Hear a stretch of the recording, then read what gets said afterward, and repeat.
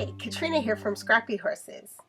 Today, I'd like to show you a technique that I used flattening several pieces for a card. Then I turned around and created a custom mask to use later for stamping over that image. So let's get started. To save time, I've already imported my photo.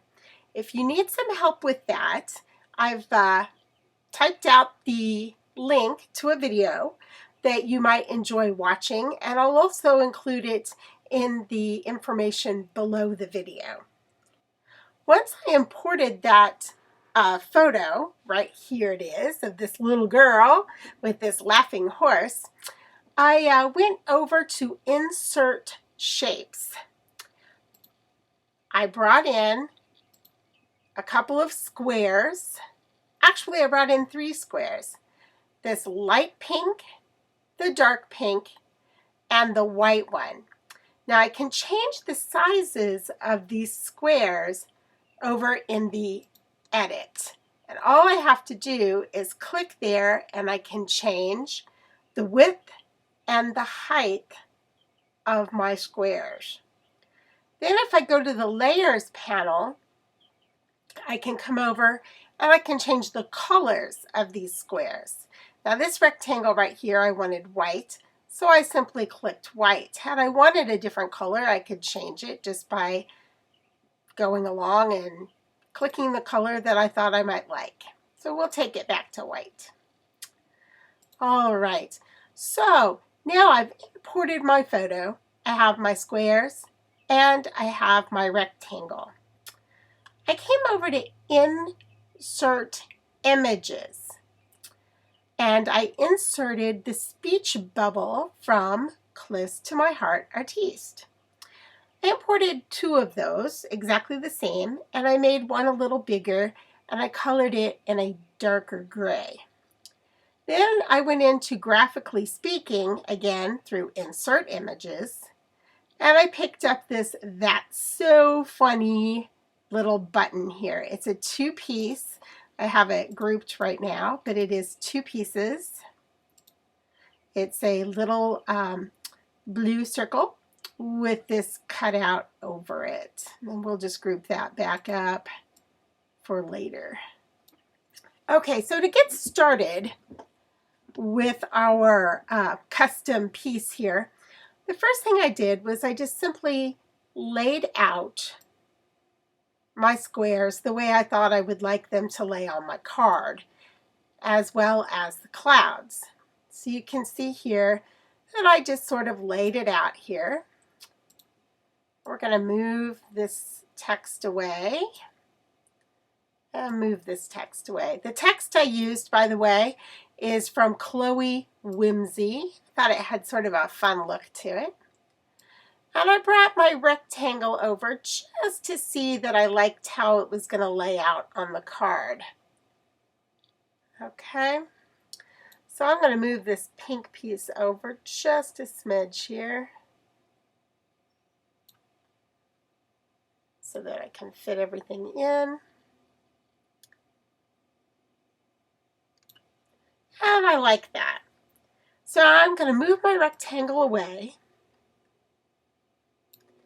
And I'm going to group all of this so that it doesn't stray away from where I have it. And now I'm going to choose that, copy it, paste it, and move this down below. Now this second piece is going to become my mask. So what I'm going to do with this is I'm going to select it, I'm going to weld it, and then after it's welded, it becomes a mask that I can lay over this piece on my card. Now I'm going to go ahead and bring my rectangle in, put it in where I like it, and now I just simply come in, select all of this, come over to my layers edit panel and I flatten that. And you will see when I flatten it that all of this becomes one piece that I can print and cut on my Cricut. Well, first with my printer, then cut it on my Cricut. And so now it is flattened. It's one piece that's going to print and then cut. Now this has become a mask. So after I print this and cut it, I will cut this mask. Then I can lay this mask over. I'm going to move it to the front right now so I can show you. I can lay this over, and then I can stamp over to get those brush strokes that you were able to see on the card at the beginning of this video. Once I went ahead and stamped in my brush strokes, I removed the mask from the card, brought in this circle. Oops, let's move it back to the front.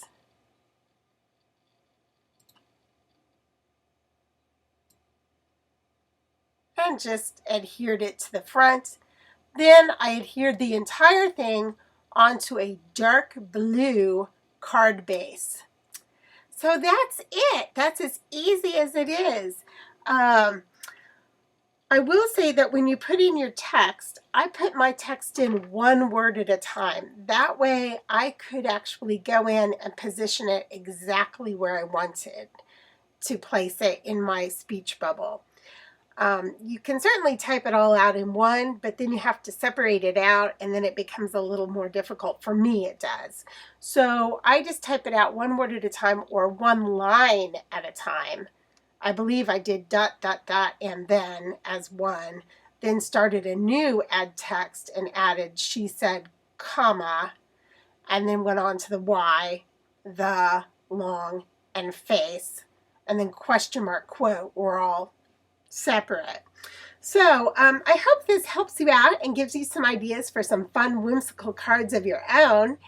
I invite you to join us over at Cut It Up blog, and the information for getting there will be in the description below also, to share your joke or riddle in your creation. We'd love to see it over there for a chance to win a great prize. So you might want to visit Cut It Up and find out what we're offering this week as a prize, and have some fun creating your own piece. Hey, thanks for joining me. Have a great day.